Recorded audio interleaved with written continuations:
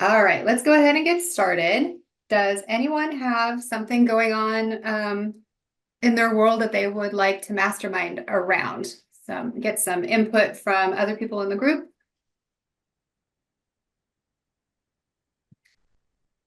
And in case you're wondering if it's a mastermind or an ask a coach generally is something you can Google. If it's like something that you can reach out to your MLS support or your team leader. Those are kind of more of the things that we don't mastermind around. Um, so so this is something that we want to work on, basically, you're saying? Yeah, something that we can master, like something you're having a problem with, that you might be able to pick the minds of everybody in this group and see if we can help you out with it. Um, for me, I feel like I try to do a lot of open houses and I meet people, I guess maybe um, and there's potential leads. So how can I mean, or how can I follow up or I guess convert or work with somebody who's I guess I feel like I've had good leads, but then they go cold. Anybody else have that problem? Autumn's got her hand up. Sebastian has his hand up. It is fairly common that you get leads from open houses and they don't immediately pan out, and they may or may not respond when you reach out to them. What do you guys do when that happens? At first I gave up, but now I try to call or text, not not in an annoying way, but maybe, give them a few days or something like that. For how long? Not long, maybe a week or two. Okay, and then after a week or two, what do you do?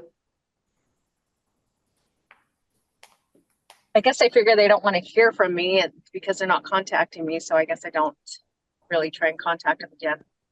Okay, I do in a long, long time, and I feel like maybe they could have been talking to somebody else. they could have. What if they weren't? Yeah, that's true. I have been, when I actually get like my lead follow-up on the phone, I have been saying upfront, like, is it okay if I text you or if I call you next month just to check in on you? That way they know I'm going to call in a month. And when I call, they're expecting it. That's been my new thing. And I feel like it actually works really well. Like they know I'm going to call, and I try to call the same exact day every month.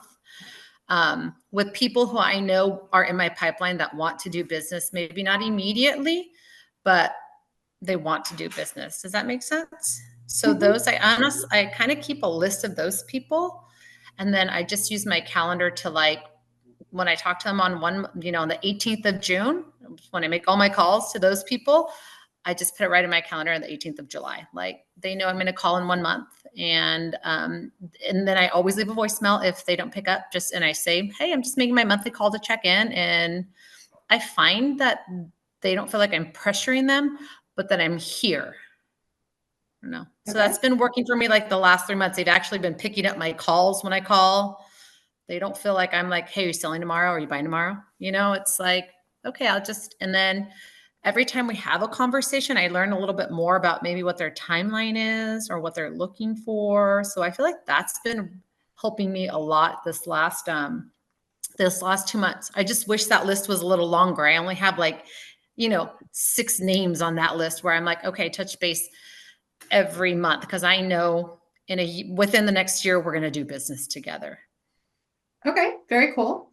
I like that you have a plan for the ones that, a plan for the first time you talk with them, and a method that seems to be working. That's awesome. And you've got a follow up for the people that are possibly going to be doing business within the next year or so. What do you guys do with somebody who came to your open house and has never picked up and never texted, never answered a text, never, like, for all you know, they fell off the planet after they left your open house? What do you do with those? If I have an email, I just put them on neighborhood nurture where they, in a location that was where the open house is. And then I put them on that 36, the touch database. And then I call them quarterly. Like when they pop up in my quarterly plan, I call them unless I find like that property that they came to has a price drop. I will text them right away and just say, hey, just want to let you know that whatever address I met them out had a price drop, or there's another, or I find that if I know, I've only had like 10 open houses, so I know the areas. And if another house comes in that area in that price range, I use that as a reach out. I'm like, hey, just thought of you when I saw this, something simple like that, until I get a response back. That's a fantastic price Right. drop is a great reason to reach out. There's other reasons to reach out too that pertaining to that open house. You can let them know when it goes pending. You can let them know when it closed and what it closed for. And then, like Autumn said, when houses in that neighborhood, whenever they come up, if this is somebody that may or may not have dropped off the planet after they left your open house, 2 years from now, you can still be sending them listings that are in that neighborhood, as long as you have them in command, detailed enough so that you realize when those come up. You can either, whatever method works for you, whatever tag, if it's a particular neighborhood, you can tag somebody with that neighborhood. And then if you notice somebody coming, a listing coming up in that neighborhood, all you have to do is filter your database for all of your contacts that are tagged with that neighborhood, and bam, you can send out an email to all of them in one shot. Or if you use Twilio, you can send out a text to all of them. Does anybody try reaching out to their open house? Hi, Isis. Does anybody try reaching out to their open house leads for a month or two and then stop? Is anybody willing to admit that they reach out to their open houses for a month or two and then stop? I've certainly done it. I mean, Okay. I think it just depends on who the person is. And then another option too is doing the fastpeoplesearch.com. So if they have signed in on an open house sheet, you can dig and get a little bit more information on them. So if they've already kind of given you, say, their phone number, you can find out their address. If they're not answering the phone, you could always send them a card. There's different ways to reach out to people that you've met through that. But yeah, I mean, I feel like I would stop more so if someone is just like, we've moved out of town, we don't need anybody, like they're just being pretty clear that they're done with that relationship. But Well, yeah. they've pretty much all but told you to stop, right? But what about the ones that haven't?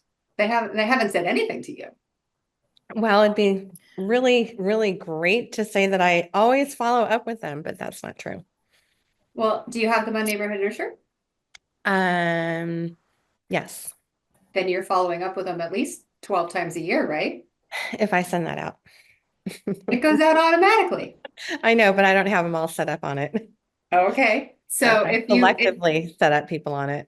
if everybody that you have an email address for and a general and a few neighborhoods, that can go out without you ever even having to put any Yeah. effort to it, right? Absolutely. Great option. And these could be people that they came to the open house because they saw the signs on the way home from the grocery store, and they had absolutely no intention of purchasing it or anything. But in 2 years, after getting your neighborhood nurture once a month or possibly twice a month for the last 2 years, your name might be near the top of their list. Right. And obviously you need to have their email to get that out to them. It's interesting. Last weekend I did an open house and nobody wanted to fill out the information of coming through. And it was a vacant home and I let them go.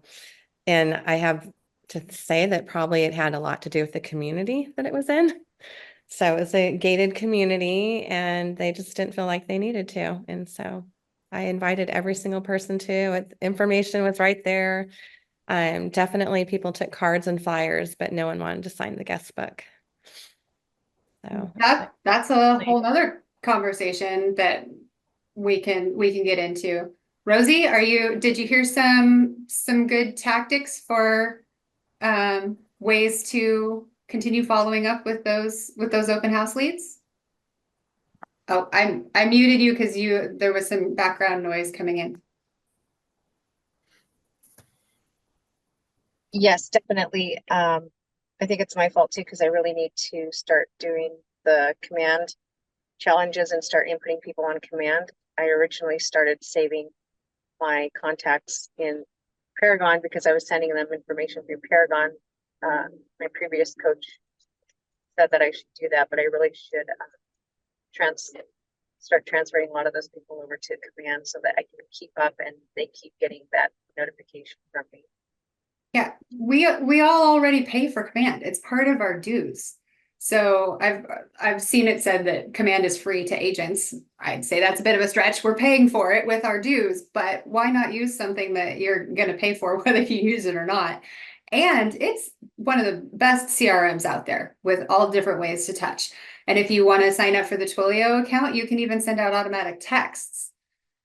You know, the beauty of the command, the setting up your database in command is it's top loaded for the effort. You know, when you're first entering in a lead that you got from an open house, it might take you 5, maybe 10 minutes for that lead to get everything into command just the way you want it, all of their information tagged the way you want them to into the smart plans, and then you never have to think about it again. It comes up in your, if you do quarterly call, it comes up in your tasks. If you have automated smart plans like Neighborhood Nurture, you don't even have to think about it. And same with Twilio. If you've got them set up on an open house follow-up plan that includes text messages, if you use Twilio, those will also go out without you having to think about it. Work smarter, not harder. Sebastian, you had your hand raised and then you disappeared. Oh, he's gone. Okay, maybe he was telling me that he had to leave. All right, so Michelle brought up when people don't want to sign in. Does anybody have what they feel like is a really good record with getting people to sign in? Something that they say, do, something, some little trick that they have that seems to mostly get people to sign in for the most part? I'm usually try to be very cheery and positive. When somebody comes in, I say, "Oh, hello, welcome. I'm Rosie. What's your name?" And they'll say, "Oh, I'm Tom." I said, "Oh, welcome, Tom. Come on in. If you wouldn't mind, please just signing in right here. And then you're welcome to, you know, explore the home. Let me know what you think." So usually when they come in, you know, I grab their attention and then, try to make sure I get their name by asking them what their name is, and I tell them mine. And then I say, "Please sign in over here," and kind of, just say, "Please sign in right here," kind of direct them. Then I usually get most people to sign in. Oh, okay, let me point out the way that you worded it. You said, "Please sign in right here." It was an instruction. It was not a question. I've been having this conversation in momentum classes and in Kickstart in the morning, and that seems to be the key. The people who say that they say it as an instruction, "Please sign in right here. Here's a spot for you to sign in," as opposed to, "Would you mind signing in? Could you please sign in?" That seems to be the difference. Has anybody else noticed that? Rita's coming through? Yes, one of the ways that I have found that works for me as well is that I say it as it's just something natural that everybody does. I also write my friend's name and email address so that way people can see that they're not the first one if I happen to be the first one. And I go ahead and let them know. I introduce myself, I welcome them in and let them know, okay, go ahead and write your name information right here. So that way we can keep you updated with anything that's going on with this unit or any other ones that you might be interested in. And of course, they're also more willing to do that when there's a question if they have an agent because they feel like they want to be loyal to their agent. So they don't want to give out their information. So by letting them know that I want to know if they have an agent, they feel more comfortable. And it also helps me in the long run knowing what kind of approach I'm going to have with them if they have an agent or not. Okay, yeah, so you've got a spot there that says working with an agent, a spot for them to put yes or no? Correct. Very cool.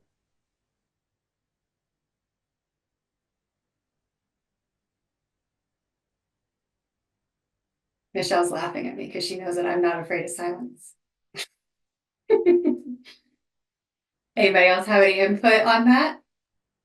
I kind of do the same thing that Rosie, Linda, and Rita do. I hold my clipboard with my sign-in sheet, and I like to be at the door, sometimes outside of the home, greeting people. Sorry, there's background noise. And I'll just greet people and just like, hey, how are you? Like, welcome. You know, my name is Isis. I just need you to sign in before you can go see the home. And like, normally that's not an issue. You sign in. And I have a spot on there as well where it asks them if they're working with the agent or not. And yeah, it works out pretty well. Okay. Michelle, can you remember, were you asking or telling? Maybe a little bit of both, to be quite honest. I didn't pay that much attention to it. I think that what's been really effective is when I've done drawings, people are much more willing to be like, hey, I get to win that Amazon gift card. And so I was kind of trying to do it without doing a drawing to see what the response would be. And I clearly know, like, I could have set it up before you even walk in the house. I could have sat there and walked them right over to the sheet. And like, I was being more relaxed with the open house and just kind of letting it flow to see kind of what the response would be for people signing in. I also use an association sign-in sheet. It's a whole booklet, and I do like the whole first section signed out from a previous person. So, you know, like all those little tactics are in place. What I was pulling away from was doing a drawing to see if I would get everyone to sign in or not, and just kind of like giving them the space to sign in, not putting pressure on them. And everyone, there were great conversations. I have a note on my end of every single person that walked through there, little notes who they were working with, what their situation is. Like my sign-in sheet was great, but the one for them to sign in was empty. And I was just like, okay, so people definitely don't want to sign in. Now, now, were you getting contact information on that one? For some, yes, and for others, no. So it was based off of conversation. So just depending on where people were at, just conversing with them naturally. Are you looking for yourself, for a friend, for a family member? Are you working with another agent? Just through natural conversation. But it certainly wasn't that people were uncomfortable by any means. It was just an overall, I kind of wanted to see, because I've always have set up open houses where there is a drawing and, you know, it's just a very welcoming environment. You kind of can control who's coming in and out. Did open houses all during COVID. Like, I just wanted to monitor it in today's market where people were at with it. And I am kind of, I was surprised that nobody even bothered to stop and sign in. And whether I said, I feel like I was like, welcome to, you know, welcome, come on in. Feel free if you have any questions to ask me anything that you need. There's a flyer around the corner. We also have a sign up sheet if you could just sign in before you go upstairs. And so, I mean, I feel like it was more of an invite than a you need to sign the sheet kind of thing. And even with that, like they weren't shy to take the water or take the treats or you know, like that stuff. They asked about those items, you know. So I just found it interesting that by choice, if people can just kind of go in and out and not be known, that they would rather do that. So it was just an interesting little trial. So Okay. You should try telling them that they need to sign in for insurance purposes. That's what I tell them. yeah. And then you can go see the home. Yeah, yeah, that's certainly an option. Yeah. There's that one. There's also the seller would like an accounting of of how many people and who came to the open house. There's ways to do it. Yeah. So Michelle's experiment shows that people like to be able to win things. So, okay. All right. Whatever gets it done. So my biggest, not concern, but my focus would be these open houses take a lot of time. If you're prepping ahead of time, you've got a couple hours of prep ahead of time. Hopefully you door knocked or you circle called, you made those flyers, you went by the house. Maybe if it's vacant, you went by early and familiarized yourself with it, did a video, did the social media stuff. There should be a couple hours of your time before you even show up. Easy. Yeah. So do you want to get paid for that time? If you are holding a 2 hour or 3 hour long open house and you get no contact info or one contact info that entire time, you just did all of that for free. Mm-hmm. So if you think of it like that, whatever gets it done to get that sign-in sheet filled out, you'll start doing it. Because otherwise you just quite literally wasted 5 or 6 hours of your time for absolutely nothing. There is that possibility.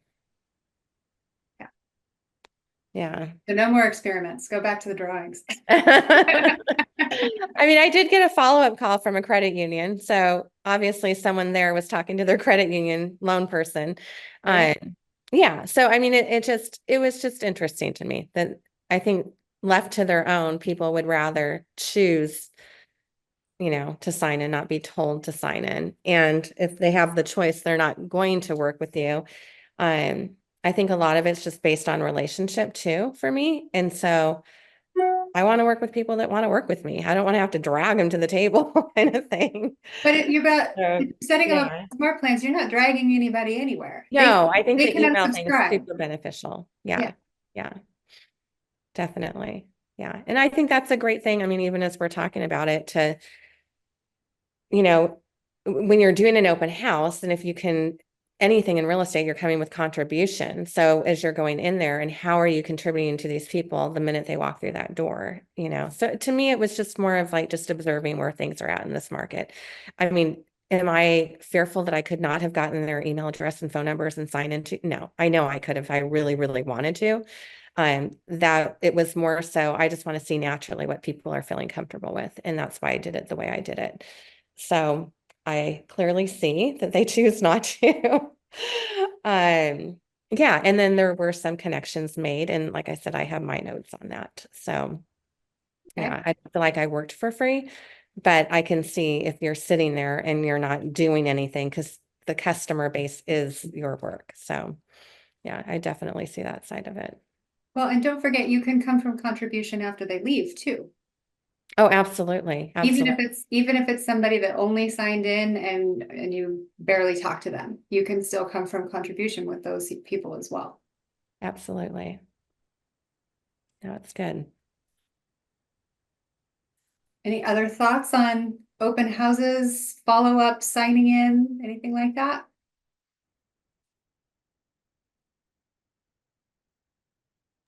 I was gonna say, I guess one of the things I have problems with too is, when I do follow up, how do I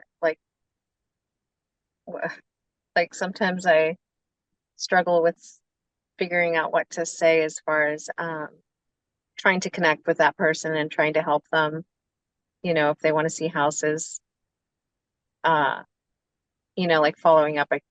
I guess a lot of times I say, would you like me to send you houses or would you like me to show you any houses? And I get a lot of no's. So I guess, just trying to figure out what value I can offer that they might be more able to accept than just offering houses, because it's everybody can just look at houses on Zillow or Redfin.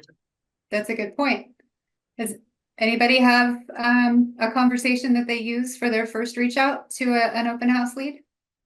Whether you got them on the phone or the voicemail that you leave that you think is effective? I've only had one client that I have from an open house that I actually am working with. And I think it was just like you hit it off. And for me personally, I just think that like it really depends on that first conversation. And then if you're adding value every time you touch base with them, it doesn't have to be like you're selling them something, but hey, I was thinking about you guys, and I know your timeline or whatever it is the next few months. I'm just sending you over to lenders in your area in case you guys want to take the first step, and call me if you have any questions, if that's a text. Or I always try to just add like the next step of value so that sometimes people don't even understand like how to get started. They like the house, but they want to buy it, and they're like, well, we have to do all these things. And I'm like, by the time you do all that, the home's gone, So it's kind of nice to like have some foundation on the first, let you lay some foundation on the first conversation so that you know where they're at in the process. And that way, I think that helps you follow up, if that makes sense. So if you know they're downsizing, or they're not in a rush, or they're in a rush, or they, you know what I mean? I think that really helps to always have a little touch base. Does that make sense? I don't know. Yeah, then So I you're, guess when you the call them, you foundation of the first conversation, and really like asking questions that you can follow up with, like, oh, and you know what they're searching for. I think that really helps, is really asking good questions in the first conversation. okay. Yeah, so when you do contact them, you can let them know that you know exactly who you're talking to. It's not generic. Hey, call them by name, and you said you were wanting to downsize, and then Rosie, one of the things I was thinking of was the question you ask is a yes or no question. What if you asked a question that required an answer more complicated than yes or no? What kind of a question could that be on your first reach out? Maybe, uh,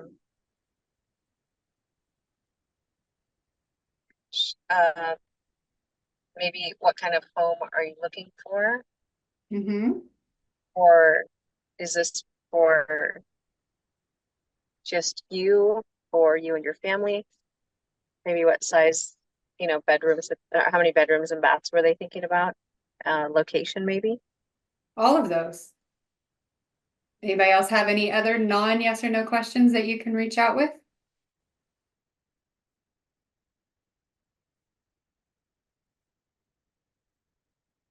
I was thinking of how long have you been looking? How long have you been looking for a home? That's a great question. I've never asked that. I should ask that.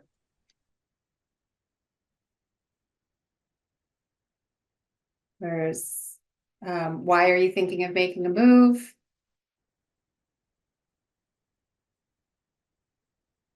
Those.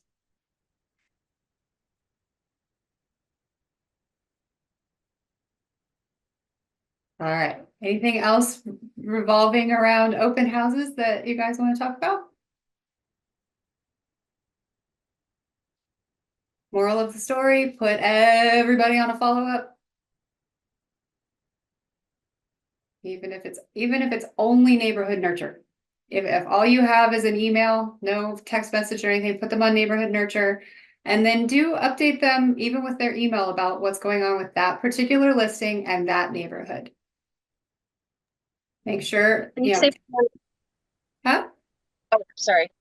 That when you put them neighborhood nurture, so you think even, because I just thought if we didn't have their address, I wasn't going to do that. But if we have, you think we should put it's okay to put like the open house address to view that area is okay, you think? It's more than okay. It's perfect. That's where they were looking. Yeah. And the other key that I say is put them in at least 5 neighborhoods, because neighborhoods are small. And if there's nothing for sale in that neighborhood, they don't get an email. They don't get an email that says, sorry, nothing's going on. They just simply don't get an email. So choose at least 5 neighborhoods so that there's something for the neighborhood nurture to report on. And then, if you know the area well, my favorite thing is I'll put the neighborhoods around where the open house was. And then I usually throw in the ritzy neighborhoods, the ones that have $10 million homes, just because it's fun. That's what neighborhood nurture is about. It's about fun and not necessarily, what you can afford. Who doesn't want to look at the $10 million home? So I always click on those guys too, whenever I sign anybody up for neighborhood nurture. Do you think it's okay to sign everybody that signed in on the neighborhood nurture? Or do you think I should contact or kind of have a connection first? Everybody, they can unsubscribe. Oh, okay, cool. Yeah. Even the ones that are represented, or should we just like stay away from that? That's a good point. That's a good point. Thank you. Not the ones that are represented. Okay.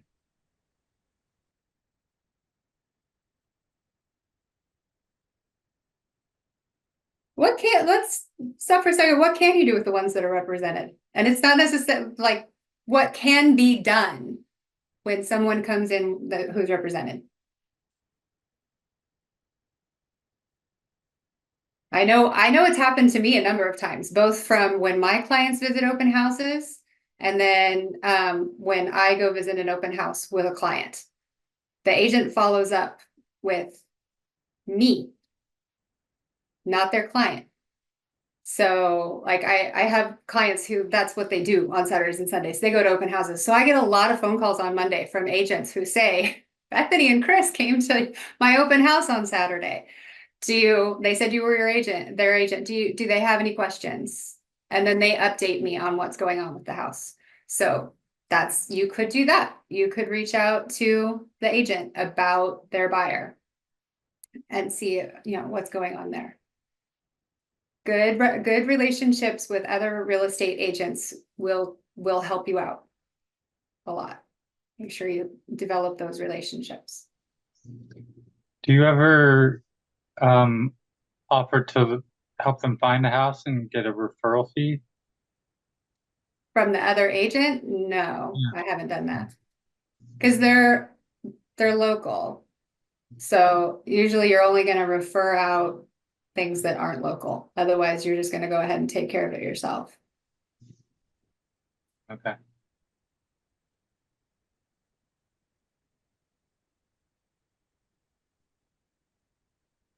Okay. If nobody else has anything open housey, I have something planned. That was my promise of something a little bit different. So, Rosie, if you're still driving, do not close your eyes when we get to that part, but here we go. All right. I would like to do a bit of a visualization exercise. And it requires some buy-in from you. So having those eyes closed and really thinking about the different aspects as I walk you through it. Christina's leaving us. Okay. All right. So close your eyes. Visualize that it is now 10 years from now.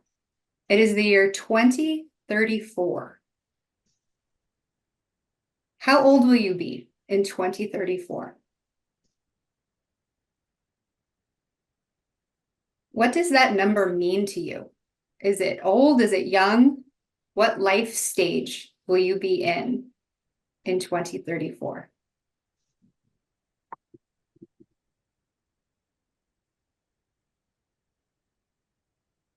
Now I'd like you to picture yourself waking up on June 27th of 2034. Did you have a good night's sleep? Do you feel rested? What woke you up? Did you get to wake up naturally? Was it an alarm clock? Did that alarm clock have fur? Now go ahead. Well, you're going to keep your eyes closed, but now I would like you to look around your bedroom. What does it look like? What kind of furniture do you have?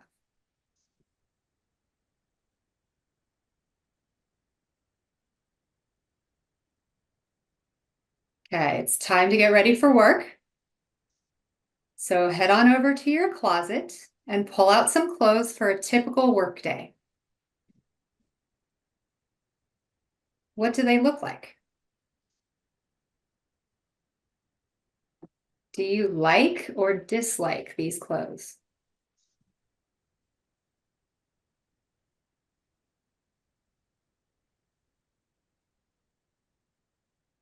Now that you're all dressed, let's walk out to the kitchen. And on your way there, take a look around. What kind of a place do you live in? Is it big? Is it small? Is it fancy? Is it simple?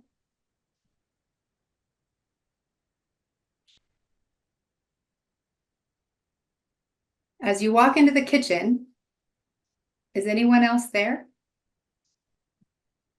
If so, who are they?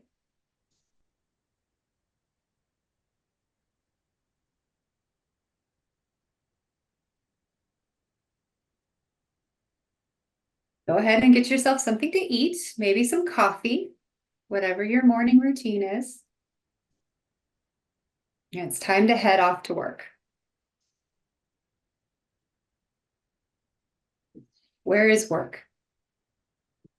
Is it at home? Do you have a home office? Is it someplace other than home that you need to travel to?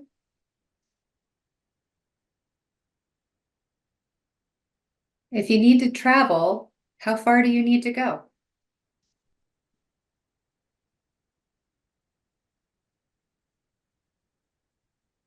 How do you get there? Do you walk, take a bus, ride a bike, drive a car?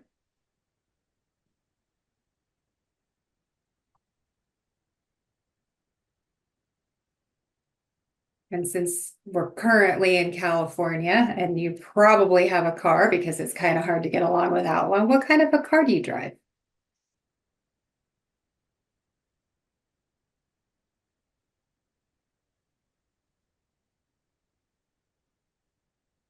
Let's focus on your workday for a minute.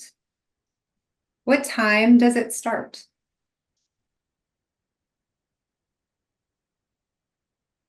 How many hours do you work each day?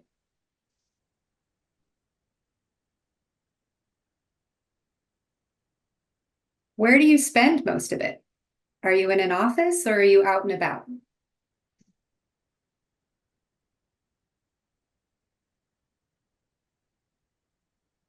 What time do you get home from your workday?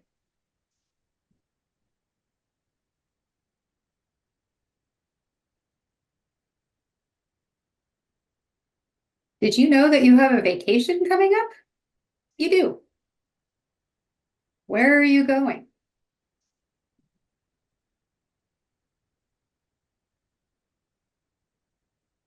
How long will you be there?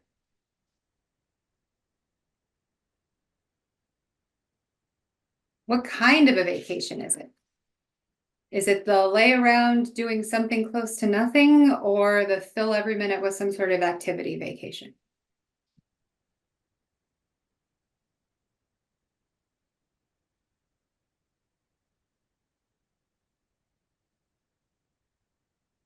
All right, open your eyes. Thank you for visiting 2034 with me. Is anybody willing to share some pieces of what they saw? I'm gonna be 31. Sebastian's going to be 31.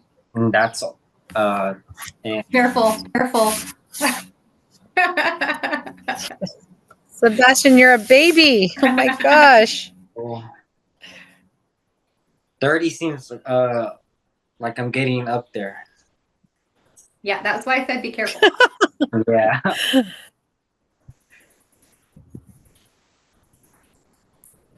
Mm, The crazy thing is, I didn't wake up in my room currently. I woke up in a different room. Me Really? too. I assisted Yeah, too. Who isn't that woke weird? up? Who woke up in a different room? We got at least two, I three, did. 4, 5. Okay, all right. Yep. And not in a huge house, but a nice, really bright and light house. Me too. I was said like, could be neighbors. yeah, the same. But I still, Yep. my workday was still in business attire, and I was still going to my downtown Keller Williams office. So that part still, That part stayed the same. yeah. Anybody go to a different place to work than they go right now? No. Sebastian went to a different place. Why?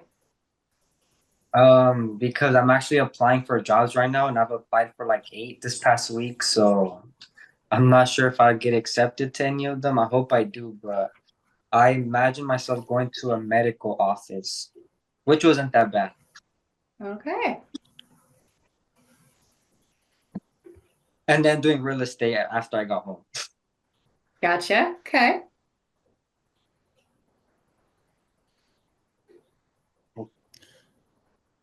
I was still doing my regular job, but I was out to lunch shaking hands with a lot of people. I don't know what that means. Out to lunch. I didn't go to an office. I was at a restaurant shaking hands with people, like a big group. Huh.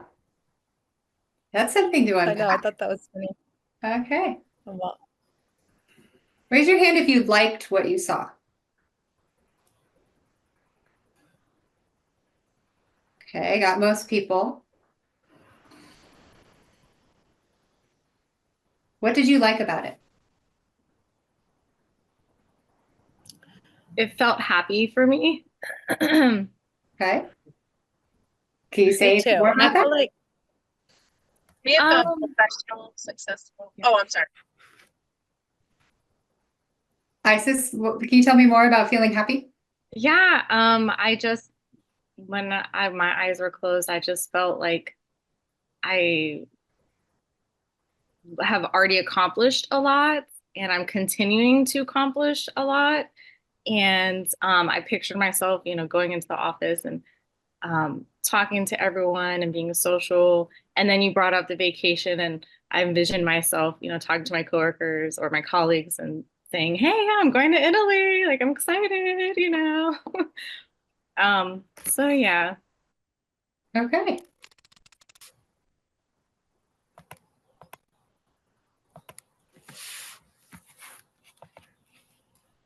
Anybody else interested in sharing anything about what they saw? I like what I saw because I saw myself with my current girlfriend and future kids, hopefully.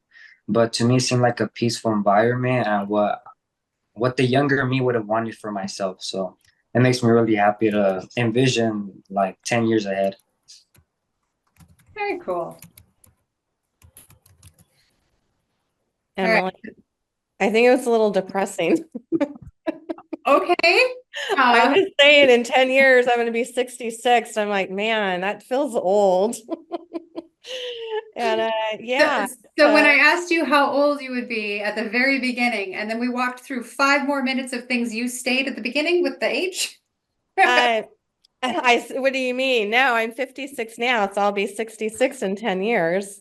I know, but is that all you thought about through the whole exercise, or did you Oh, I actually see what you're saying. No, no, no, no. I went with it. I feel like, I mean, the home that we're in, we bought for retirement. Obviously, life happens and we'll see where we end up. I was thinking about kids having babies and, just kind of, depressing? I just, life goes by fast. I don't know, we're lucky to have a good 80 years. So yeah, I feel like 10 years when you think about it, for me at this stage was like, wow, it certainly goes by quick. Okay. So yeah, My yeah. I grandbaby's feel the same way. You felt the same way, Sebastian? Yeah. Sebastian, I'm gonna make sure I never lose your number, and in I 10 years, I am gonna find out what you think of being 31. know. Yeah, I Okay, knew that. No, what's the purpose of it? I can't wait to hear. so now I want you to think about what you did or did not do over the last week, over the last month. Does it match the vision? And Michelle, in your case, if you would like the vision to be slightly different, does it match where you want that vision to be?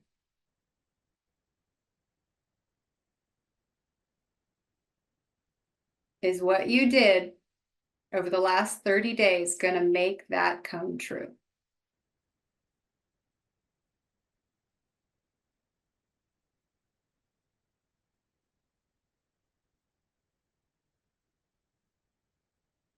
And if you want to share whether the answer is yes or no, please do. But that's not one that I'm going to make you raise a hand to. Yes. I got one yes. Okay. And there is no right answer here. Yes or no. They're both the right answer, whatever they are for you.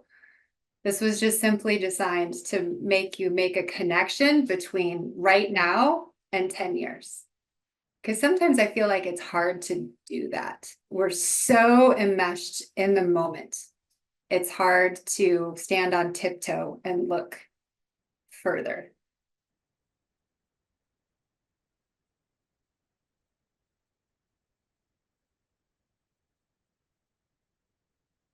So that was all I had planned for you guys today. I hope that you got at least a little something out of it. Does anybody have anything, any questions or anything before we sign off? I was just gonna say I really like the exercise because it was different than what I've usually been used to in Mastermind. And I thought it was very a good idea. Thank you very much. I'm glad that somebody had something else to talk about. I'm glad we could talk about open houses for 30 minutes because otherwise it would be 12:30 right now and I'd be going, okay, now what?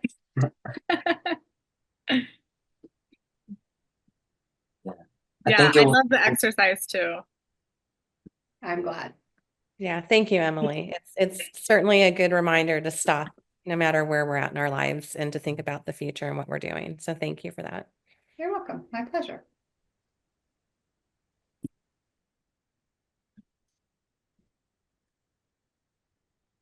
Okie dokie.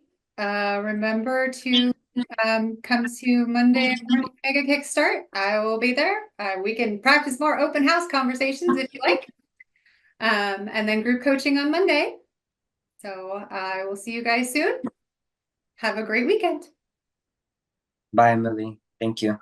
You're Bye. welcome. Thank you. See you Monday. See ya. Thank you.